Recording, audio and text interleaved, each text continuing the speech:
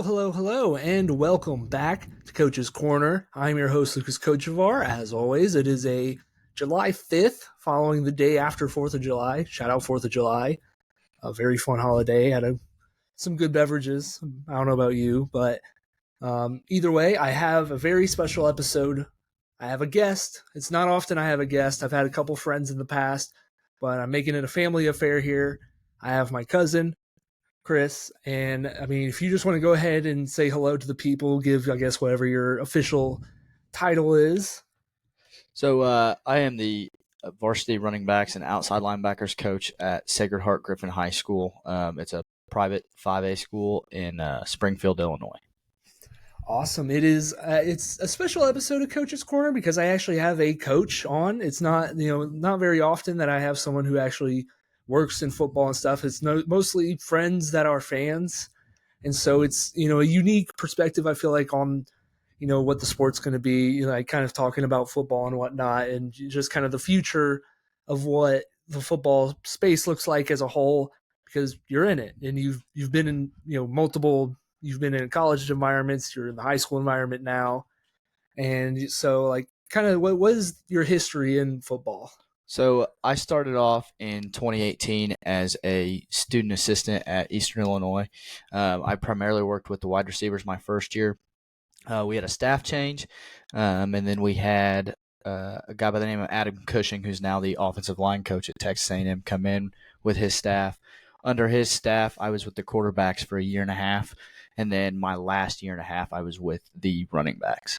And then now I transferred to the high school level, and like I said, in 2022 was my first year at Sacred Heart Griffin, and that was the year we went on a state title run, and that was our 6th state title. So, okay, starting off pretty strong. So yes. Starting off pretty hot. I don't know if you can get much better than that. Yeah, I don't know if it's first year luck or we had a great class, so it was easy to kind of get that vibe with a strong tradition from that school. So it's nice to have that firm foundation.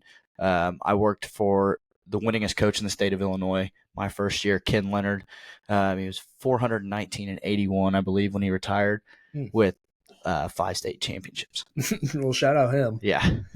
So I guess looking at a kind of a whole type of situation here, why do you love football? Because I feel like ever since I've known you, you've always been around football, and obviously I've been big into that space too. Like why would you say you love the sport of football? I think with football, it's a game that teaches you a lot about life, and not only it teaches you, but it develops you.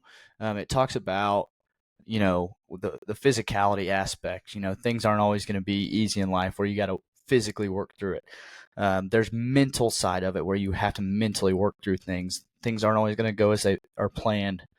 So I think that's the biggest knack for me in wanting to be in it, is helping teach the young men that I deal with how to get through adversity. And then the developing part is there's a lot of time that I spend with these guys that are off the field and developing them into young men that their parents can be proud of. They're going to be good husbands, fathers, brothers, things like that, and they can positively represent our school or university. Okay. And I mean, kind of talking on that, what's an aspect of coaching football that you think people don't realize, on the surface level, like when you kind of go behind the scenes, what's something people don't think about often? I think most of it is relationship based. I mean, you talk about the fact that in college you're spending 8 to 10 hours a day with these guys, whether it's meetings or they're just in the building hanging out, or you're installing with them, you're doing practice, things like that. So you also have to get a good feel for them. If they're not in your corner, you can't necessarily be in their corner as much as you try. But you have to, as much as you can, try to pull them to your side and create those relationships, help be there, especially at the college level when they're away from home, have their family in your best interest, have them in your best interest. I mean, you can't just go out there and say, hey, that's a player that, plays for me. You have to create relationships and bonds that they can trust you, the family trusts you, especially some of these kids now, they're going from playing in Georgia to California. Like, those coaches have to be more than just a coach. So, Yeah, kind of bouncing off of that, there's been kind of like the whole I'd say I don't even know if it's controversy, but it's been a lot of discussion with like in just across sports in general. Where even if you look outside of the football, there's the Dan Hurley situation where it's like maybe he's going to go to the Lakers. He ends up staying at UConn for another year. You have the Texas A&M baseball coach who ends up jumping ship and going to Texas, and a lot of stuff behind that. What do you think is I guess maybe a background part of that is loyalty just not in coaching anymore, or is there just something that is happening where these guys they're just wired differently? I think a lot of it right now is loyalty still is very, very much a big part of coaching, especially when you're working for a guy that is giving you your first job, or you take a job that's a step up from another one. That's the different story versus leaving Texas A&M to go to Texas. Now, granted, it might be a better fit for his family in that environment. I know he was at TCU for a long time before A&M. So, I mean, he seems to be pretty well rooted in the state of Texas. I don't, I'm not sure what his intentions were there, but I think money has not a lot to do with it, but it has a fair play in a lot of equations when coaches decide. And I think a lot of times now with ADs changing, maybe coaches don't align with new ADs. They don't align with some of the university heads. Um, so I think that might play a pretty big role in some of the decisions that they choose to take at other places. Okay. I just want to shift gears here a little bit from the coaching aspect of it and kind of just talk some ball. Growing up with you, obviously, I feel like I'm a little bit late to the college football train where it's just kind of like took me a while to get here to where I do start preferring college football to NFL. I don't know why. It's just like a different feel to it. But you've kind of always been ahead of it on me. You've always preferred it, it feels like. Would you say you do still prefer the college game to the NFL? I do. I think the college game, even with a lot of the changes that have happened in the last 5 to 10 years, the college game to me is the most exciting football you can get. We were talking about the other day the Big 12, how they just light up the scoreboard and defense is hit or miss. I mean, being an offensive guy, I like to see the scoreboard lit up. You know, Mm-hmm. the Big 10, when you're some of the games are like 3 to 10, it's a competitive football game, but it's not a high scoring. And I think in the NFL, you don't really see as much high scoring games. It's a lot of set the pace of play, and we're gonna have a better strategy. Where you know when we were watching Oklahoma versus Texas Tech, when it's Baker versus Patrick Mahomes, there's 1,500 yards of offense. That's to me that's exciting. And I've always thought that college had a better sense of play for the love of the game. Whereas the NFL, you start to see guys sitting out because contracts aren't going through. There's not really any of that in football until you start getting to bowl games, and that's a topic for another time. But Mm-hmm. uh, I think college represents football at its purest form, even though it's changed dramatically in the last 10, 15 years. Yeah, and speaking of those changes, what would you say is probably your like least favorite of those changes? Because I mean, obviously the conference realignment's a thing now. We're here. It's like, SEC is different. Big Ten's going to be very different, and I mean, personally, I'm going to miss some of those rivalry games. Bedlam is obviously the clear one where Yeah. it's just that was my like favorite game year in year out. Just having that Oklahoma State background a little bit. Obviously, you had the Oklahoma background some, and so just what kind of aspect of realignment are you not a fan of?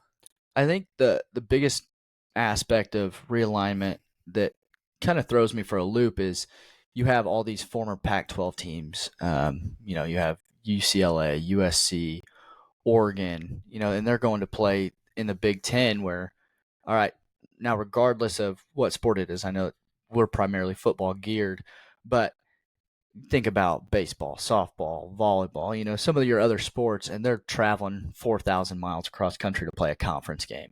Mm-hmm. Now, obviously, football, you're playing one game a week versus some of those other sports, you're playing two or three. So I think that aspect kind of throws me for a loop. And like you said, it might help establish some new rivalries. Um, maybe it's creating some more criteria for the college football playoff bids. Obviously the Pac-12 in its last few years hasn't been what it once was. And I think that's a case that team by team, they can kind of say, all right, well, now we play in the SEC, or now we play in the Big 12 or the Big 10. And so now our conference games actually mean something. I like to think about the realignment with just the sense of how you kind of mentioned the travel teams. Like, I always go back to the ACC and how Stanford and Cal are now there, and that Wake Forest is going to have to go to Stanford, and that's just like it's just one of those obscure matchups that you don't think about, where it's just like that's going to be a terrible game probably, but Yeah. and they got to travel all that way for it. It's just 4,000 miles. yeah, that's just part of it that I just think about often, where it's just like that's going to be goofy. Yeah, and when conference realignment happened in the earlier 2010s, when Nebraska left the Big 12, Mizzou left the Big 12, A&M left the Big 12, and they respectively went to the SEC and the Big 10. Those aren't so much of a shakeup with Texas playing in the West, Mizzou playing in the East. I mean, Mizzou has some okay drives, but those aren't cross country trips. Those are 500-600 mile trips. Yeah. And so basically going away from all the big issues that we have off the field, or different things that are happening around off the field, let's go back to on the field. Okay. What do you think, or what four teams do you think are going to be the best in the country? It's kind of taking a look back at the 14 playoff that we did have, but just posing it, because I mean obviously 12 teams going to be different. It's going to be the top four major conference winners are going to be top four seeds, but just thinking that top four teams you had to have, like if we're doing a 14 playoff, what teams do you think are going to be there? My number one team is going to be Georgia. Thank you. Go Dogs. I think they have a good thing going right now. Strength of schedule, they look like they have a fair shot to be at the top of the East. I think Ohio State's probably my number two team.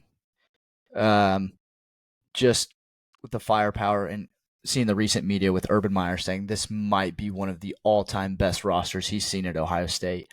And that's a great place to be at if you are in the Big Ten. I mean, you're getting top-tier recruits from all over the country, wide receiving core that is consistently one of the best. I think they can hold their own in the case of being a top four team.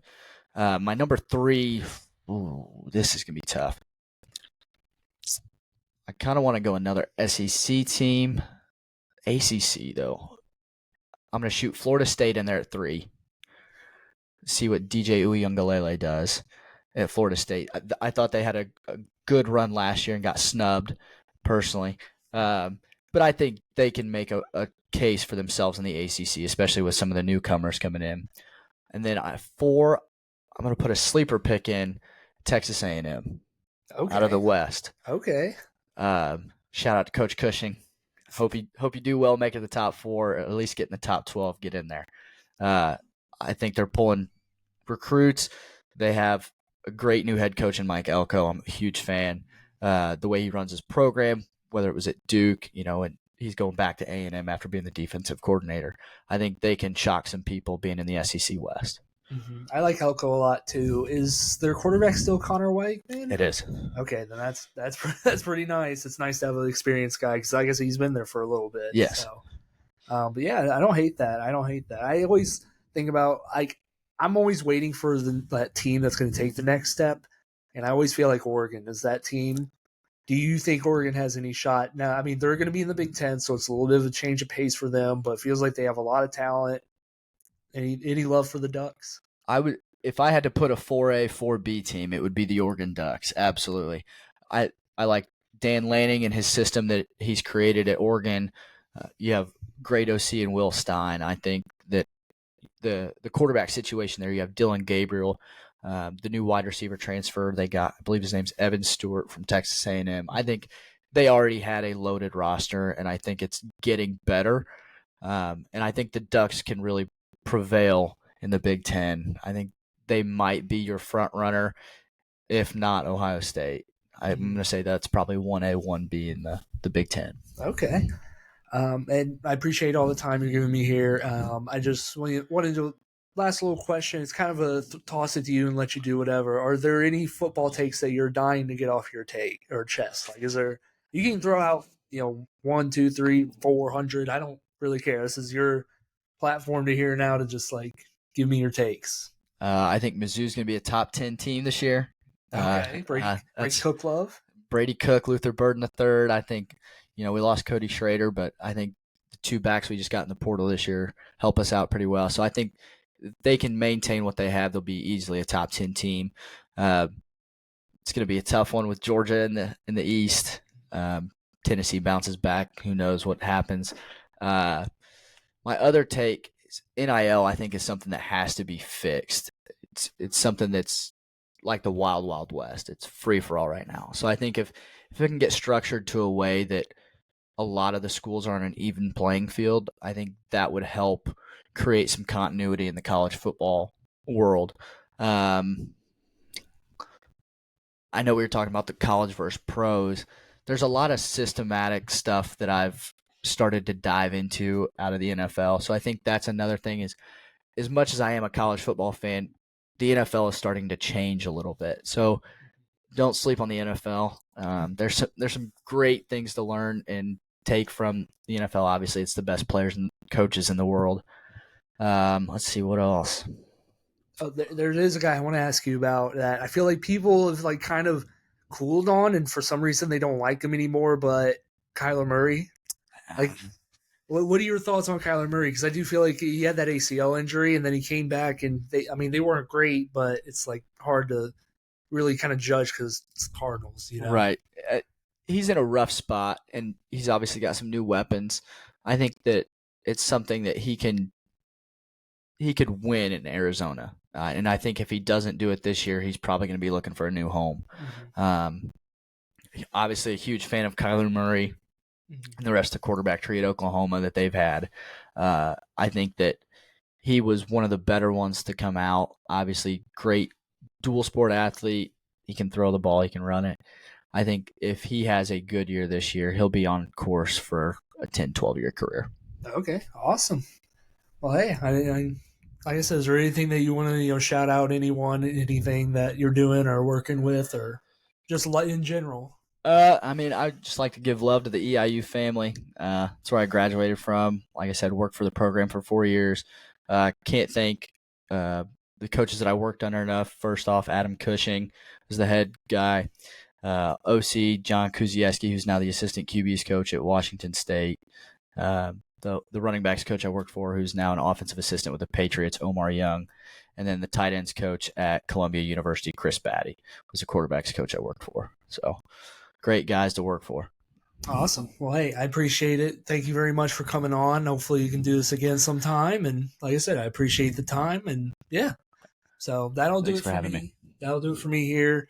Coach's Corner. A little bit of a curveball special episode, but like I said, I'm glad to get a guest on. Hopefully get some more guests in the future. With all that being said, we'll see you guys next time. Goodbye.